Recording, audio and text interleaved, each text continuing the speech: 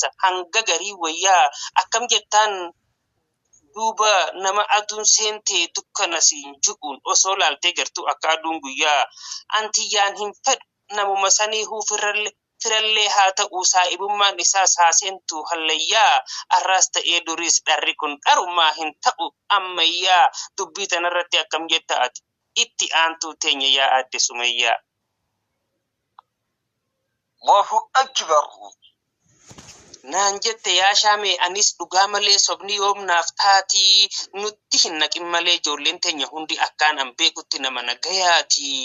Eegatas gabbiidhaan barnoota barachuu dardaraa wajjinis deemtee lallaaqachuu jette wanni hin beeyneef markazaa gabbaatee yoom gandarra yaatii yaada kan kee kanaaf baay'ee galatoomii eega soba hin feene itti aantuun tantee maqaan eenyu jennaan naan jette Hayaatii.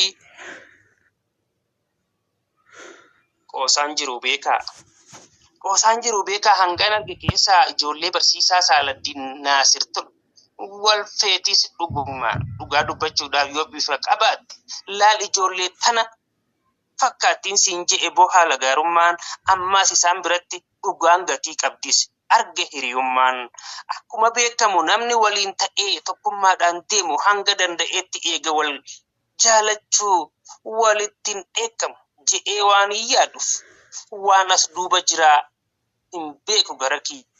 Namni mana tokko waliin jaaraa jirus citaa waliin saamuu mammaaksa keessatti yeroo akkas jedhamu dhaga'ee miinamuu akka iddoo guddaa qabu ibsuuf raayyaan ispoonsara taatee tan shaamee afeerti baay'ee galatoomi wallahi umurayyaan. Allahu akbar. Isii irratti hin arge isa dhugaa ta'e. Miira hiriyummaa yaa shaamee naan jette niin balleessa malee gammachuun isiidhaa silaa afaan kiyya kanaan numaan himaa.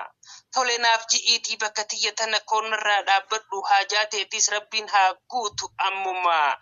Kana taanaan siister waa takka yaadini narra dhiisiin je'een siitiin jira humaa. Akkasitti gaa'ee tiyya sirraan kaa'ee teera birraan kaa'ee yaada kiyya kana qaceelloo dhagayi ergaa koo guutuudhaaf sirri